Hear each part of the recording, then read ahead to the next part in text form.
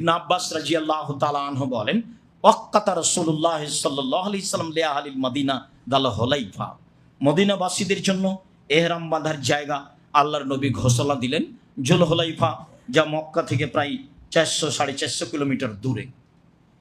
তিনি বললেন ওয়ালি আহলি শামাল জোহফা, সিরিয়াবাসীর জন্য জোহফা। তিনি বললেন ওয়ালি আহলি নাজদিন কারনা মানাজিল, আর নাজদবাসীদের জন্য কারনা মানাজিল প্রায় 75 কিলোমিটার দূরে রয়েছে। ওয়ালি আহলি ইয়ামান এলামলাম, আর ইয়ামানবাসীদের জন্য এলামলাম। তবে তিনি ইরাকবাসীদের জন্য জাত ইরিক বলে ঘোষণা করেছেন। এই বাক্যের পরে তিনি বললেন হুন্না লাহুন্না, এই জায়গাগুলি এইসব জায়গার লোকের জন্য। পরের বাক্যে বললেন ওমানাতা আলাইহিন্না মিন গাইরে আহলিহিন্না, এবার পৃথিবীর যে কোনো প্রান্ত থেকে আসবে এসব জায়গার উপর দিয়ে তারা এখানে এহরাম বাঁধবে, পৃথিবীর যে কোনো প্রান্ত থেকে। যার কারণে ইয়ামানবাসীদের জন্য যেটা এহরাম বাঁধার জায়গা ঘোষণা হয়েছে এলামলাম, সেটাই ভারত, বাংলাদেশ, পাকিস্তানের জন্য হয়েছে। যদিও যখন বিমান জিদ্দায় নামে তখন এলামলাম এবং কারনো মানাজিলের কাছাকাছি দুইটার সমন্বয়ে নামে জিদ্দায়। তো কেউ যদি বলে কারনো মানাজিল, তাহলে কথা ভুল হবে, কথা নয়। তবে আমাদের চলন্ত নীতি আছে এলামলাম। জিদ্দায় বিমান নামার অনুমানিক 15-20-25 মিনিট পূর্বে, এর আগে যে কোনো জায়গাতে মানুষ এহরাম বাঁধলে সে বেদাত করলো, তার হজ হবে না, এ কথাই ঠিক।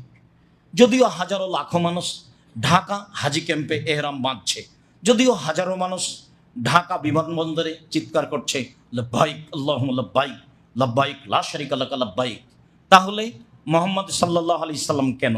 আমি একদিন হজ ক্যাম্পে এক বেশ বড় পাগড়ি বেঁধে আছে জনৈক মৌলানাকে বলেছিলাম, ভাইজান আল্লাহর নবী তো এহরাম বাঁধার জন্য নির্ধারিত জায়গা উল্লেখ করেছেন, তা আপনি যে এখানে শিখাচ্ছেন। তখন উনি আমাকে উত্তরে বললেন, বাড়ি থেকে এহরাম বাঁধলেও হবে। তার মুখের ভাষা নকল করলাম। তাহলে আপনি নবী দিয়ে কি করবেন? আল্লাহ নবী তো বললেন এই জায়গাগুলি এই সব জায়গার লোকের জন্য, তারপর পৃথিবীর যে কোনো প্রান্তের লোক এই জায়গার উপর দিয়ে আসবে, তারা এখানে এহরাম বাঁধবে। এই কথাই তো তিনি বললেন, হাদিস বুখারী মুসলিম। তাতে তিনি বললেন হাত্তা আহলু মক্কা মিন মক্কা, মক্কার লোকেরা কোথাও এহরাম বাঁধতে যাবে না, নিজ নিজ বাড়ি থেকে এহরাম বাঁধা বের হবে। তানিমে যাওয়া বিদআত, মক্কার লোককে তানিমে যেতে হবে। আবার হাজারো লাখো হাজি দিন রাত আয়েশা মসজিদ তানিমে গিয়ে এহরাম বাঁধছে, উমরা করছে। অবাক কথা, আয়েশা রাদিয়াল্লাহু তাআলা আনহার হাইজ হয়েছিল, তিনি উমরা করতে পারেননি। হজ শেষে আয়েশা বললেন সবাই যাবে হজ উমরা নিয়ে বাড়ি, আর আমি শুধু হজ নিয়ে যাব। তখন আল্লাহ রাসূল বললেন আব্দুর রহমান, যে তোমার বোনকে নিয়ে যাও তানিমে, এহরাম বাঁধাও, উমরা করাও। তখন তিনি বোনকে নিয়ে গেলেন তানিমে, এহরাম বাঁধালেন, উমরা করলেন। নিজে কিন্তু এহরামও বাঁধেননি, উমরাও করেননি। আবু বকর সিদ্দিকের ছেলের উমরা করা লাগে না, তানিমে এহরাম বেঁধে, আর আপনার লাগে? ধর্ম পাগল হয়ে গেছে। আমার বুঝ অনুপাতে 1999 জন হাজি বেদাতি মুশরিক। এতে সহযোগিতা রয়েছে মুআল্লিমেরা, এতে সহযোগিতা রয়েছে স্বয়ং সরকার নিজে। দুইজন মানুষ এক জায়গাতে যেন দাঁড়িয়ে কথা না বলতে পারে, এই ব্যাপারে মক্কা এবং মদিনা টেন্ডার দেওয়া আছে ব্যক্তিকে। যারা বহু টাকা নিয়ে টেন্ডার নিয়েছে তাদের দায়িত্ব কোথাও যেন হইচই না হয়, হজ হোক আর না হোক তাতে আপনার কি। 40% মানুষ জায়গায় ফাঁকা থাকে, অথচ আপনাকে ঢুকতে দেয় না, প্রায় 40%। কেন? যারা টেন্ডার নিয়েছে তারা তো গন্ডগোল হতে দিবে না। যদি গন্ডগোল হয়ে যায় তাহলে সরকার তার পরের বছর তাদেরকে আর দিবে না। তাহলে হজের রিস্কের উপরে কেউ নেই, সবাই আছে যাতে করে কোনো সমস্যা না হয়, যাতে করে কোনো গন্ডগোল হইচই না হয়। তাহলে যার যেটা তার সেটা, যার যেটা তার সেটা। টাকার প্রয়োজন যার, সে সেটা করছে, যার নিরাপত্তার প্রয়োজন সে সেটা করছে। হজ ছিল আপনার, কিন্তু আপনি তো আর টিকতে পারলেন না। যাক, বলছিলাম সম্মানিত দিনী ভাই বোন, আমরা হজের একটি বিবরণ পেশ করার চেষ্টা করব মনে করছি অল্প সময়ের মধ্যে ইনশাআল্লাহ। আল্লাহুম্মা সাল্লি আলাইহি আল্লাহুম্মা বারিক আলাইহি। নির্ধারিত জায়গায় এহরাম বাঁধলাম। এহরাম বাঁধা আবার কি জিনিস? এহরাম বাঁধা হলো লাব্বাইক উমরাতান, আমি উমরার জন্য উপস্থিত, এর নাম হলো এহরাম বাঁধা। বা লাব্বাইক মিনা আবি, বা আমার আব্বার পক্ষ থেকে হজ, এই বলে এহরাম বাঁধা। এই চিৎকার করে এই শব্দটা বলতে হবে।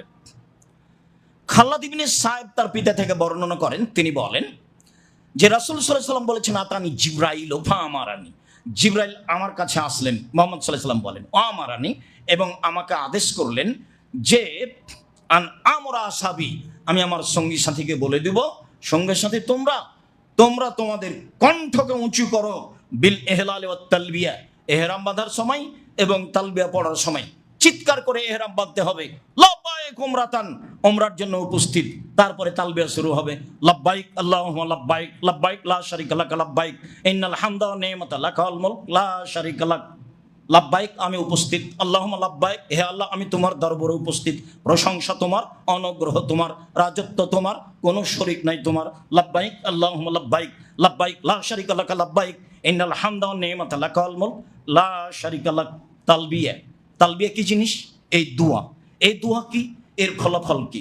সাহল ইবনে সাদ রাদিয়াল্লাহু তাআলা আনহু বলেন, রাসূল সাল্লাল্লাহু আলাইহি সাল্লাম বলেছেন, মা মিন মুসলিমিন ইলাব্বি ইল্লা লাব্বামান আন ইয়ামিনিহি ওয়া আন শিমালিহি মিন শাজারিন আও হাজারিন আও অবারিন হাত্তা তানকাতে আল-আরজু হাহুনা ওয়া হাহুনা।